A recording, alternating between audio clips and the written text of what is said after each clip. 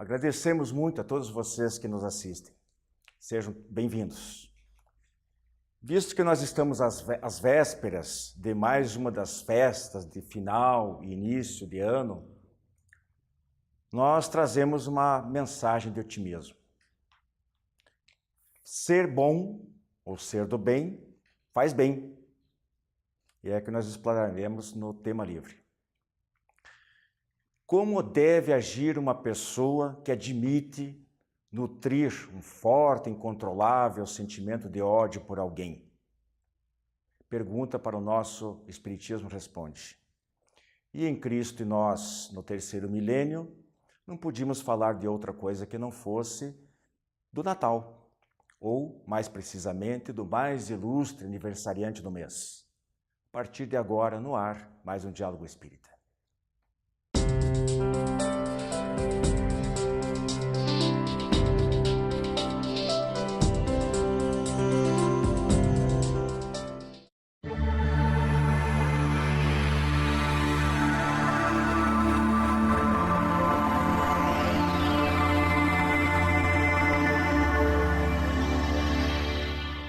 Prezados amigos, nosso tema livre de hoje vai falar sobre a importância de ser do bem para o presente e para o futuro. Será que vale a pena realmente investirmos nesta empreitada no mundo de hoje, com tantas dificuldades, com tanta maldade, com tanta crueldade, com tantas distorções de valores? Nós vamos ver hoje, ok? Eu estou aqui na presença do Gilberto Tomasi e do Robson Luiz Balaguer, depois de uma longa temporada. Estamos de Seja volta bem-vindo. aí. Obrigado, Wilson, Gilberto, amigos de casa. Para a gente passar direto ao nosso tema, eu queria que vocês dois aí se acertem quem vai começar. Eu vou colocar alguns itens aqui, mas de início eu queria que vocês dessem uma ou duas razões que justifiquem a importância de ser do bem. Wilson, Robson, prezados telespectadores. Nós temos duas opções, ou ser bom ou ser mal. Então, acho que aí a gente já responde. Ou chove e não molha, né? É bom, né? Mas também.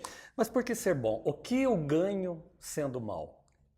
O que eu ganho em termos de evolução espiritual, de evolução moral, como você bem colocou há pouco, né? Essa crise de valores que a gente vive. Eu acho que ser do bom, nós só temos a ganhar. Até porque, além de ganhar, nós transmitimos àquele que está ao nosso lado alguma coisa qualquer, ou conhecimento, ou em termos de aprendizado, enfim. Eu acho que o essencial é você seguir alguns padrões de comportamento, porque você só tem a ganhar a ser do bem. Acho que a resposta morre. Até porque, outro detalhe é o seguinte, eu acho que ser do bem exprime aí toda a doutrina de Jesus, certo? Por quê? Às vezes você fala, por que ser bom? Ser mal é mais fácil.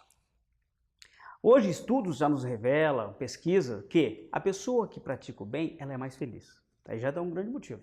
Aquelas que tentam vingança, que tem muito ódio, que está sempre tentando fazer a maldade, essas são pessoas mais infelizes.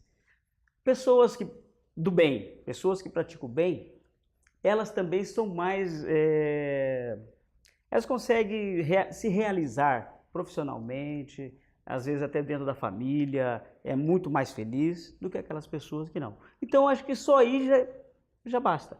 E ainda mais que digamos, a chave mestra, a diretriz que Jesus nos deu, né?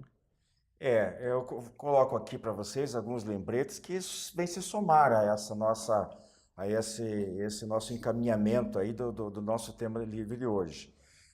Jesus, o que ele afirma? A cada um segundo suas obras. Aí nós temos lei de causa e efeito, estudada amplamente pela doutrina espírita, que nos mostra a mesma coisa, né? Lei de causa e efeito, ou de ação e reação, ou lei do retorno, como alguns dizem. Outra frase que comprova, o que se planta se colhe, né? Lei do karma, para quem não é espírita, principalmente para os orientais. Então é óbvio que a vida nos traz de volta tudo aquilo que nos damos à vida. Isso é básico. Então, ser do bem só faz bem aos outros, à sociedade, ao mundo, à natureza e principalmente a si mesmo. Eu acho que é isso que vocês colocaram. Inclusive, o primeiro ponto aí que eu reforço, que o Robson colocou, a saúde, um grande benefício que a pessoa que pratica o bem, a filantropia, enfim, que despende tempo ou recursos em benefício alheio, é a sua própria saúde, é menos estresse, fortalece o sistema imunológico e por aí afora, né? Aí eu pergunto para vocês o seguinte, porque quando a gente fala, hoje em dia, sobre honestidade, por exemplo, se diz que todo homem tem um preço, o que para mim é totalmente falso. Aquele que é virtuoso, que possui a virtude da honestidade, ele é honesto sempre, em qualquer lugar, em quaisquer circunstâncias, não é verdade? Então, eu acho que está agindo diante de outras pessoas, ou sozinho, ele vai agir sempre da mesma forma, ele não tem nada a temer. Você concorda, Gilberto? Não tenho nem dúvida, Wilson, porque, como você bem colocou, se eu não tenho nada de errado, não tenho o que temer. Então, o homem de bem, aquele que cumpre a verdadeira justiça, né? A justiça divina, a justiça terrena também, fazendo as coisas dessa forma, não tem o porquê ficar preocupado com o que virá futuramente, que a gente vai ver depois. Consciência né? tranquila. Dormir tranquilo, saber que está ganhando alguma coisa, porque às vezes fazer as coisas certas, cumprir a justiça, não é algo transparente para o outro, mas é importante para mim. Porque ser bom na frente dos outros, só quando todos estão olhando, é fácil, né? O difícil é ser bom em todos os momentos. Ou seja, como Jesus dizia, seja o seu falar, sim, sim, não, não. Ou seja, desde numa multidão ou somente em casa. Eu queria fazer com vocês aqui, propor para vocês, existe um trecho do Evangelho segundo o Espiritismo, no capítulo 17, item 3. E ali eu acho fundamental, eu acho sensacional que os Espíritos colocam ali para caracterizar o verdadeiro homem de bem. A gente não pode ler na íntegra aqui porque tomaria muito tempo, então eu pediria a gentileza de vocês dois que fossem muito breves, porque são 16 itens. Então nós temos aí 20, 30 segundos no máximo para vocês explanarem cada item. Eu começo com o Gilberto aqui, quando os Espíritos dizem que, e aí vai discorrendo todas as características do homem de bem. E a primeira que eles apontam é através da frase que diz o seguinte: é o que cumpre a lei de justiça, de amor e caridade. Então, foi como eu falei há pouco, justiça. O que é cumprir a lei de justiça? O que é ser justo? Ser justo é você praticar as leis conforme elas foram determinadas. Aqui nós colocamos a justiça divina e até mesmo a justiça terrena. A justiça divina é perfeita. A terrena, se você não concordar, você pode até tentar mudar, se você conseguir. Então, ser justo, justo para com você, justo para com os outros. Lei do amor. Nós estamos numa semana de festividades, a semana seguinte vamos festivar aqui na Terra o aniversário do nosso Mestre Jesus, porque um amor maior do que Ele nos ensinou. Vamos ser amáveis uns com os outros. E ser amável não significa necessariamente você gostar do outro, você conviver com o outro. Ser amável, tratá-lo bem, né? E principalmente caridade, até porque, como diz a nossa doutrina, fora da caridade não há salvação. Robson, a frase é a seguinte: o homem de bem interroga a consciência se violou essa lei de amor, justiça e caridade, se não praticou o mal, se fez todo o bem que podia, se desprezou voluntariamente alguma ocasião de ser útil, né? Deixou de ser útil, se ninguém tem qualquer queixa dele, enfim, se fez ao outrem tudo o que desejara que ele fizesse. Sim, é óbvio, porque muitas vezes nós deixamos de praticar o bem. A gente deixa, às vezes... Por exemplo, um exemplo fácil. Você está na rua, alguém caído ali, a pessoa passa, dá uma olhadinha e fala assim, ó, não tem nada a ver com isso. Não é meu, o problema não é meu. Ou seja, a gente muitas vezes deixa de praticar o bem. Por omissão. Ou seja, e acabamos não interrogando a nossa consciência. Né? Ou depois, quando fica a consciência pesada, por que eu não ajudei? Isso também vem mais tarde, o peso da consciência. Né? Gilberto, deposita fé em Deus, na sua bondade, justiça e sabedoria, e se lhe submete à vontade em todas as coisas. Fazer a vontade de Deus. Não tem nem dúvida, isso é essencial, né? E até alguém que duvida. Mas nós comentamos aqui, até algum tempo atrás, que a gente sempre fala em nome de Deus, se Deus quiser, que Deus isso, que Deus... Eu acho que de certa forma, talvez errôneo, mas é isso. pensar em Deus. Estamos juntos na sua essência, né? Então, estar sempre sendo útil, determinando aquilo que foi posto para nós, vontade de Deus. Robson, o homem de bem tem fé no futuro, colocando os bens espirituais acima dos temporais. Ou seja, Só um minutinho. Aceita todas as dores e decepções como provas ou expiações que aceita sem murmurar. ele coloca as coisas divinas, as coisas espirituais, antes das coisas terrenas.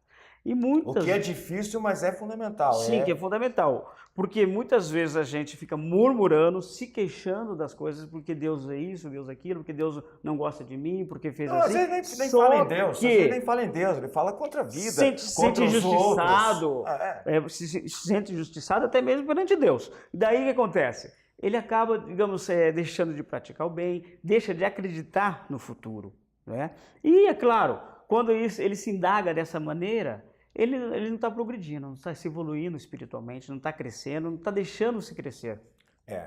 E essa fé que eles estão falando aqui, da vontade de Deus, não pode ser aquela fé, a gente falou em outra ocasião, não pode ser uma fé da boca para fora. Né? Cega. É nas horas das grandes vicissitudes, das grandes provas, que ele tem que provar mesmo, porque dizer que acredita em Deus é fácil, mas na hora realmente de ser testado é mais complicado.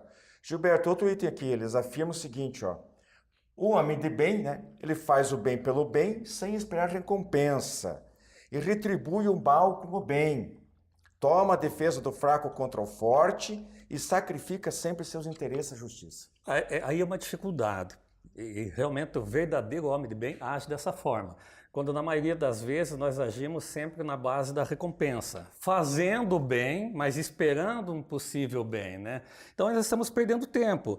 E é o tal negócio que você falou, a partir do momento que você toma a defesa em alguém que está sendo prejudicado, você percebe isso, você está fazendo algum benefício a alguém.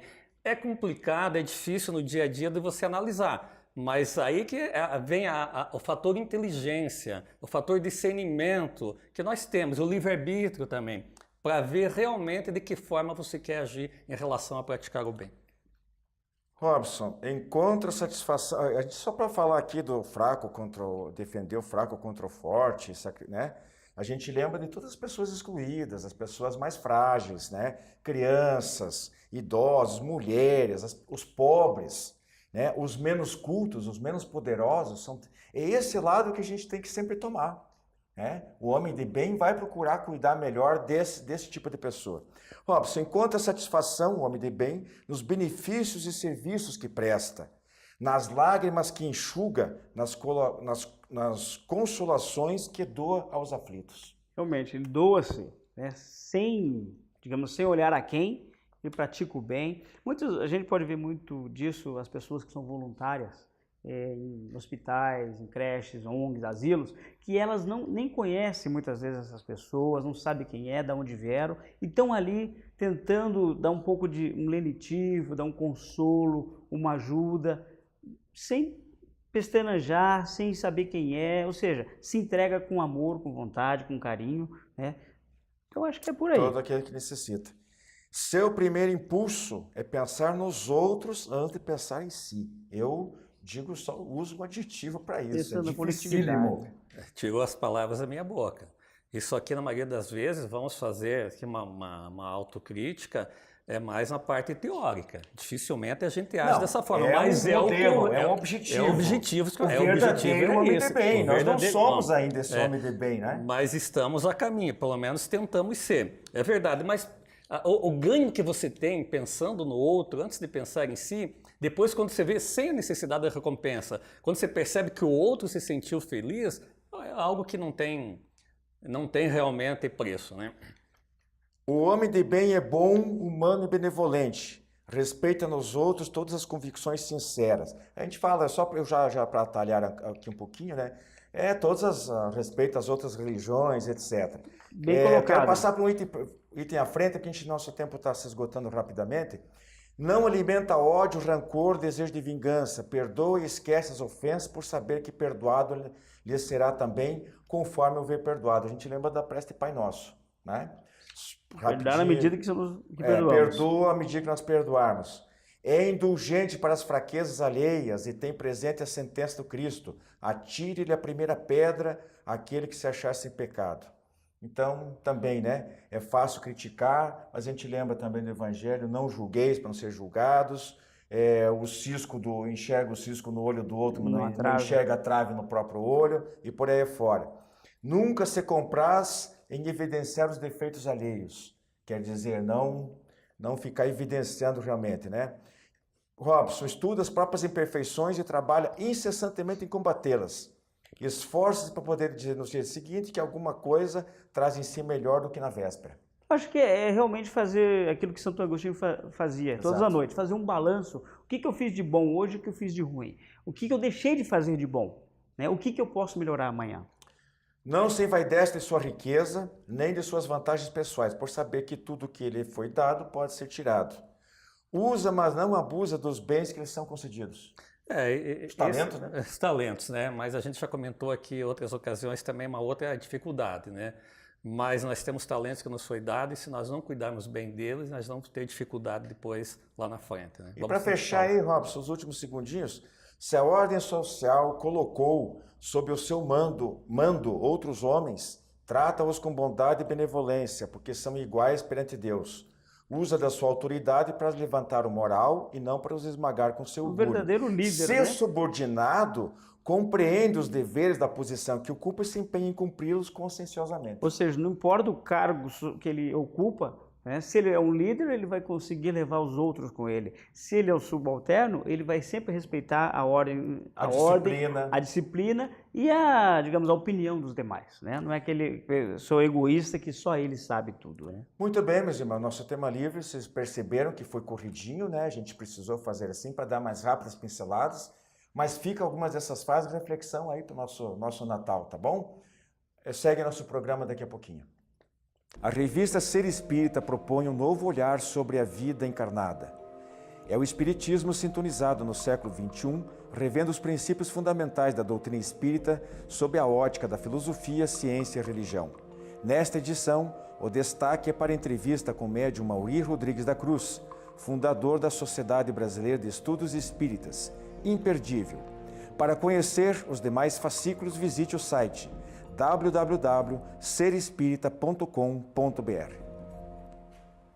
Você tem um familiar ou amigo com problemas de álcool ou drogas? Venha conhecer a comunidade psicossomática Nova Consciência em Capivari. Uma clínica com médico, psicólogo, terapeutas e especialistas no tratamento da dependência química. Atendemos pacientes do sexo masculino com período de recuperação de 4 a 6 meses para desintoxicação, terapia, conscientização e renovação de valores. Maiores informações, acesse comunidadenovaconsciência.com.br ou ligue 3491 7000 com Saulo ou Arnaldo. Você que é distribuidor ou administra uma livraria espírita, não pode deixar de conhecer os livros da Editora M de Capivari, São Paulo. São mais de 350 títulos com dezenas de campeões de vendas. Peça o catálogo e dê aos seus clientes a oportunidade de conhecer os excelentes livros da Editora M. Contatos pelo e-mail vendas@editoram.com.br ou telefone DDD 19 3497 7000.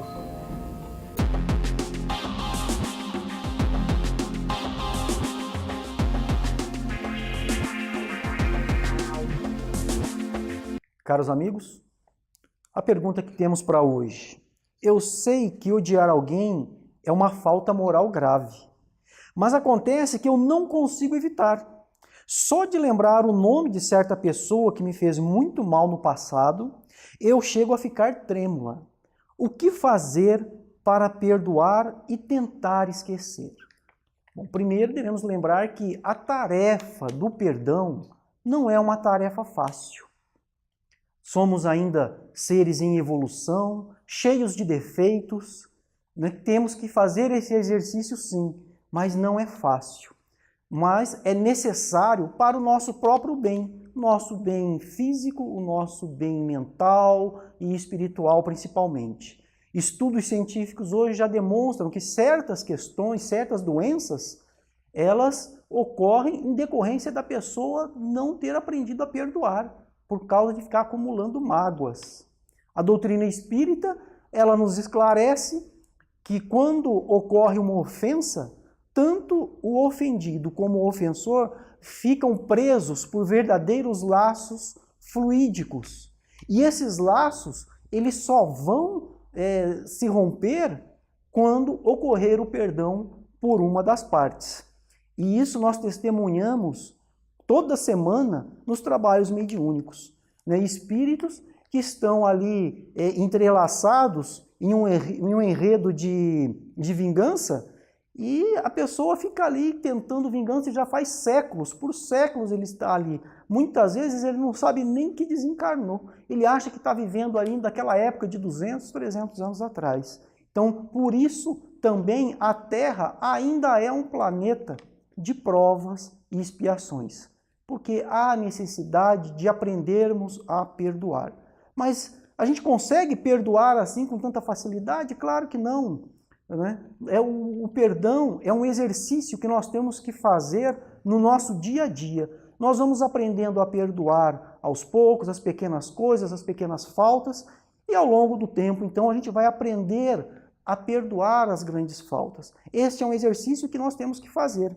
Eu costumo dizer que o perdão ocorre da seguinte forma: a pessoa vem e pisa no seu pé, pisa no teu calo, faz alguma coisa para você. O que você faz? Normalmente a pessoa esbraveja, xinga, presta atenção, olha por onde anda, né? Está dormindo, né? Aí passa o tempo, você aprende mais um pouquinho, né? Você evolui e a pessoa pisa no teu pé de novo, no teu calo, e pede desculpas, e você fala assim: não, deixa para lá, já passou. Aí você vai continuar evoluindo, evoluindo, até que vai chegar um dia que a pessoa vai pisar no seu pé e você vai falar assim: não, perdoe eu, fui eu que coloquei o meu pé embaixo do seu, né? Obviamente, nós ainda estamos longe disso. Então, para perdoar, nós temos que lembrar o quê? Chico Xavier tem um caso que ele tinha uma mágoa muito grande com uma pessoa, e essa pessoa, ele não estava conseguindo psicografar.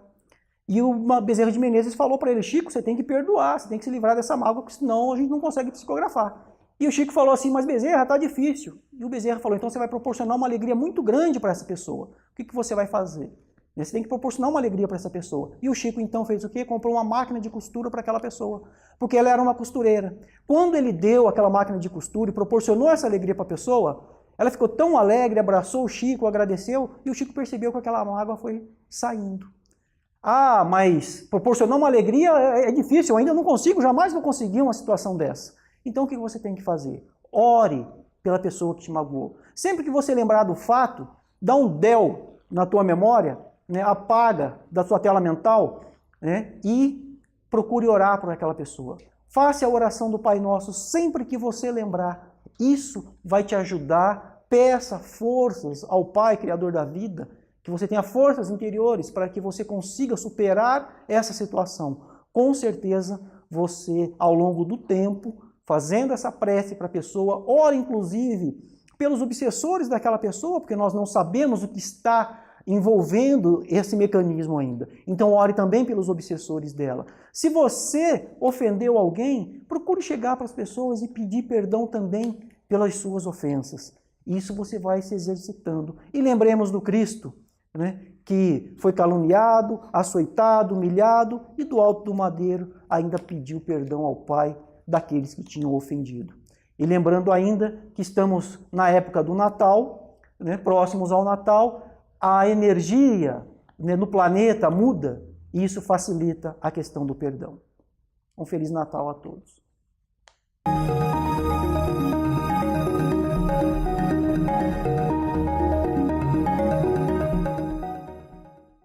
Estamos hoje numa época de festividades, numa época de alegria, de elevação dos corações, os júbilos da família, mas em que não podemos deixar de pensar o que significa o Natal de Jesus, o Natal do Cristo para nós, na atualidade.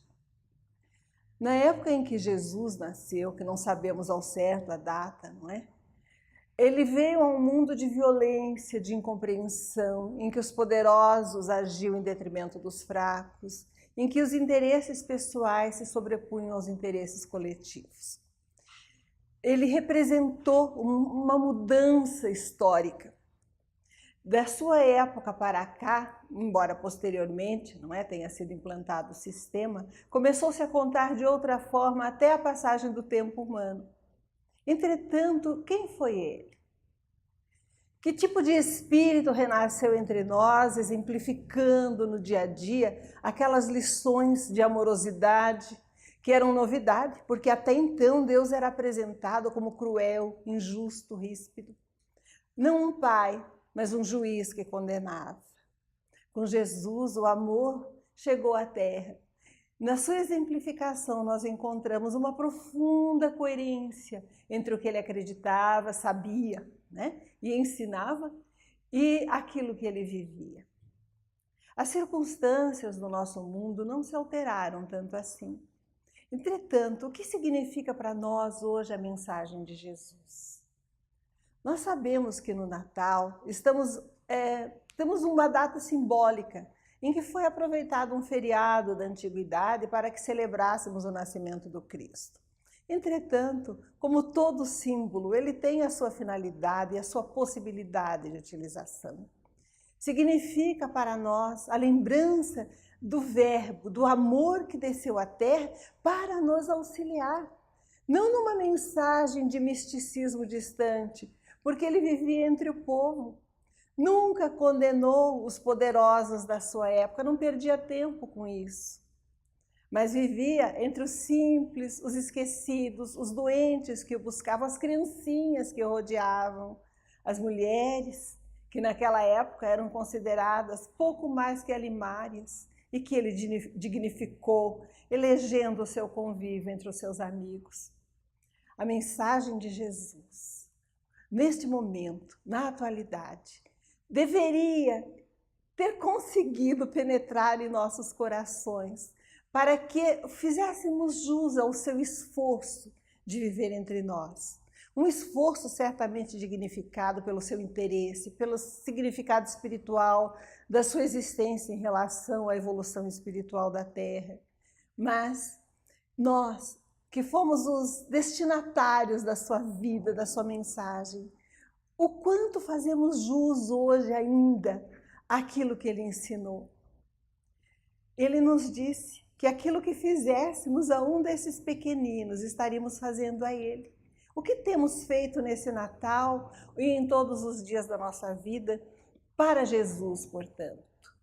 Quando as pessoas nos agridem, nos criticam, temos silenciado como ele silenciou quando estava sendo julgado? Quando a mentira, o erro e a hipocrisia dominam os ambientes para a exploração dos mais fracos, temos erguido a nossa voz, sem nos conformarmos com o interesse pessoal, em defesa não própria, mas daqueles que estão à mercê dos poderes ocultos. E nós, dentro do lar, dentro da casa, dentro da sociedade, temos feito jus a esse símbolo de amor, de alegria, a mensagem da Boa Nova do Natal? Quando estivermos nesse final de ano, sozinhos ou em família, vamos nos lembrar que é justo que fruamos das alegrias e dos símbolos até pueris da festa natalina, mas que não poderíamos nos esquecer da lição de amor que ele nos trouxe. E, como o maior presente que poderíamos dar a esse aniversariante e àqueles que nos cercam, deveríamos ter um coração compassivo, amoroso, fraterno, capaz de entender, capaz de socorrer, capaz de sair do âmbito estreito da família para socorrer também quem tem menos do que nós. Não nos esqueçamos que o maior dos presentes possíveis na data natalina ou em qualquer data é fazermos jus à mensagem de Jesus, vivendo tanto quanto nos seja possível a essência do seu ensinamento, sem nos atermos às formalidades, mas servindo com o coração feliz a humanidade que chega cantando ao ritmo da Boa Nova, do Sermão da Montanha, da lição do amor. Nos lembramos com Alta de Souza de um poema que nos fala de perto ao coração. Se chama Lembrança de Natal. Diz-nos a autora: Natal, reina celeste barcarola. Enquanto te refazes na alegria, muita gente padece a noite fria ao rigor da aflição que desconsola. Desce a escura tristeza que te espia, do cárcere de angústia em que se isola, e espalha o bem por sacrossanta esmola do teu farnel de luz e de harmonia. Abre teu coração, ajuda e abraça o sofrimento à sombra de quem passa em desespero rígido e infecundo. E o Cristo, renascendo em teu peito, será contigo o amor puro e perfeito, tecendo a paz e a redenção do mundo.